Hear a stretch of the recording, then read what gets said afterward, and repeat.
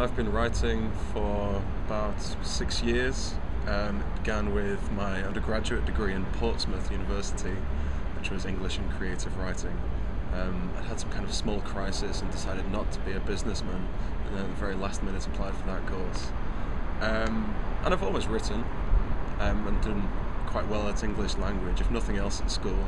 Maths no, science no, and so on. But that was when it started seriously trying to be a writer and trying to write long and concentrated things. Inspiration, where do I get my inspiration from? It just sort of turns up, usually at really inconvenient times, like when you're trying to do something serious and nothing to do with writing, or it's 3 in the morning and you wake up and you have a great line of dialogue which you have to write down, and if you go back to sleep you'll forget it. So inspiration comes anywhere, and usually I've let myself down a bit today. I have a pen on my ear so I can make notes down my arm and look like some kind of amateur tattoo artist. A particular style of writing, it's, what are the words they always use for these things? Lean and muscular. And there are very few big words. I try to write in the way that people talk, and I want my stories to be told to the reader as if you're just hearing this from someone in the streets. So I try to kill all adverbs. You'll never see someone suffering horrendously in something I write, or someone walking staggeringly, and stick to the hard verbs. There's lots of looking and walking and talking, and the hope that you can find something in everyday objects that becomes important or gains significance somehow. That's the idea anyway.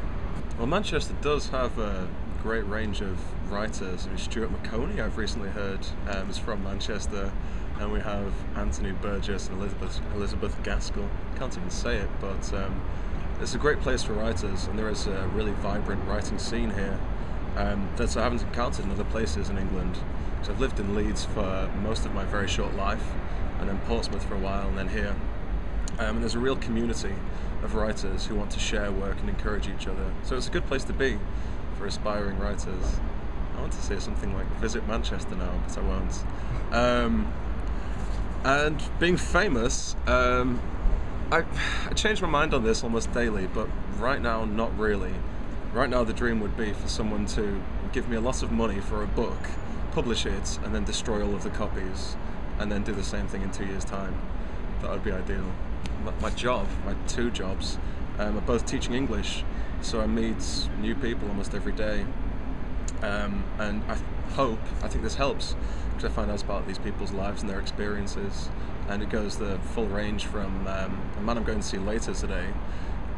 It's his job to restock hotel minibars. But then there's also someone he's a dependent, his wife's doing a PhD in chemistry at the University of Manchester.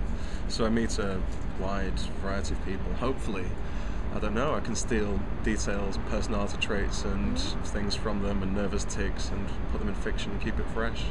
I'm reading Tree of Smoke by Dennis Johnson.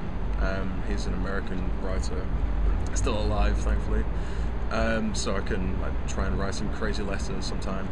And it's an incredible thing. It's a Vietnam War book, but slightly confused. It's like the apocalypse now of fiction, with these brilliant images and lines, all of which I'm failing to think of in this interview. But I'd highly recommend anybody to read it. It's about 700 pages, so yeah, I need some spare time. Turn off the TV for a while. To overcome writer's block, I just sit and stare at blank documents on Word. And it happens a lot, where it'll be like Saturday morning, I'll wake up at say 10, which is quite good on Saturday morning. Open up the Word documents, think I'll begin something new today, nothing happens, sit there for half an hour, nothing happens, another half hour, nothing happens.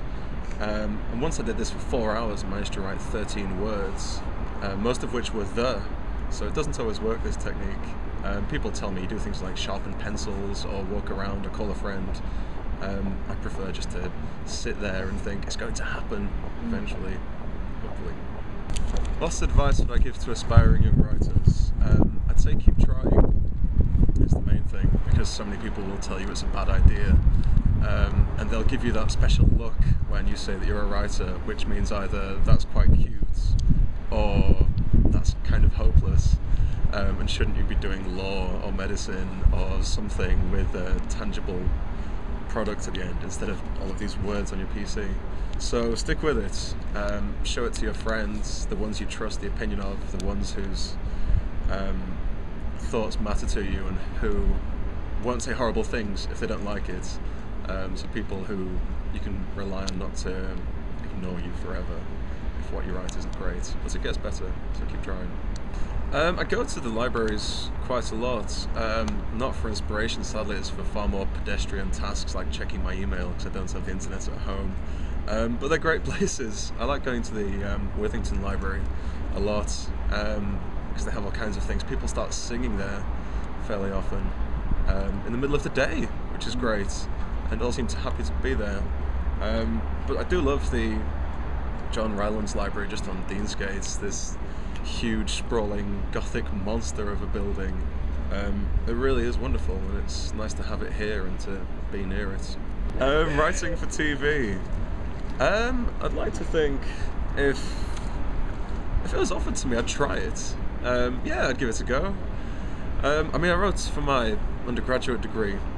I wrote a screenplay instead of a dissertation, which is a great alternative and much more fun when everyone else is researching hard to do that.